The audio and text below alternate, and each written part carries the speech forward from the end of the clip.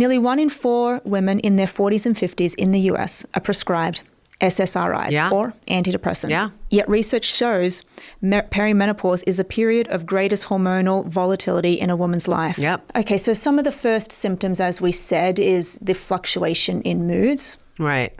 They go to their general practitioner maybe, and they say, I'm not feeling, and you can tell me as a physician, people go and say, I'm not feeling well, and then maybe they're prescribed an SSRI. 100,000%. This is really happening in 2025? This drives me crazy. So let me just say, these are all tools in the toolkit. Tools are not inherently good or bad. They are valuable for specific jobs, you know? You can't really hammer. You could hammer in a nail with a shoe, but it's going to work better with a hammer. That's what we call it, hammering. It's not that the hammer is good or bad. The hammer is good at a certain thing. I have an amazing graphic that I'll share with you that my dear friend Heidi Flagg, who's an OBGYN in New York City, created. And it shows that in the years just preceding Women's Health Initiative being published and polled, actually, it wasn't really published, it was polled in, drama. So leading up to 2002, about 90 million women were on hormone replacement therapy, okay? And it's like an X. Mm-hmm. It's this dramatic, you see this rapid decline of hormone use, and what do you see?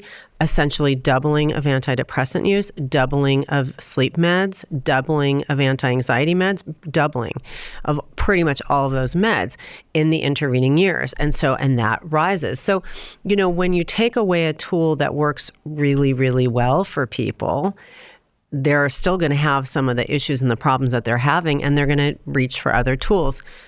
I think there's a story to be told there that hasn't been told completely yet. I'm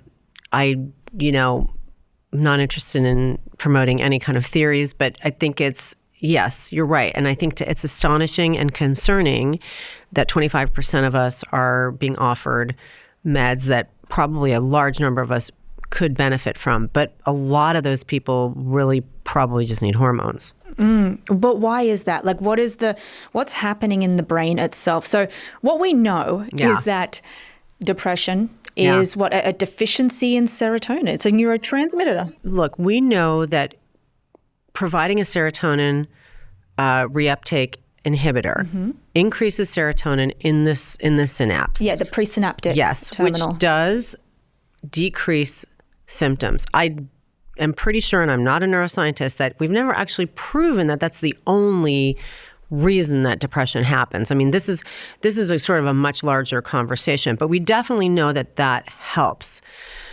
Estrogen, if you just look at estrogen per se, if you're looking at estrogen rapid, unpredictable fluctuations in perimenopause, estrogen has way more global impacts on neurotransmitter production, and not just serotonin, GABA, acetylcholine.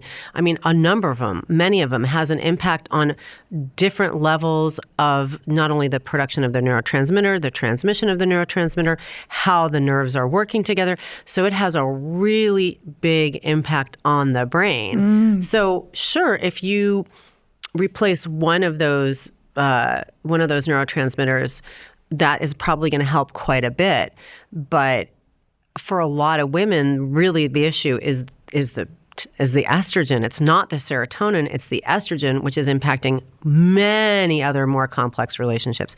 And I think the other thing that we see is that, for instance, women who are already on antidepressants who enter into perimenopause, often they're going to have episodic exacerbations. They're already on the medication. Now it's not working as well. What is that? Well, it's not just estrogen either. It's progesterone as well, which has, you have allopregnanolone. There's a lot of other impacts on the brain. When women have a history of a hormonally mediated mood disorder at any other time in their life, so if they had very severe premenstrual syndrome or PMDD, if they had a peripartum mood disorder, if they had anxiety or depression related to their pregnancy or postpartum, they are at such high risk for having a mood disorder resurface or get worse again at perimenopause.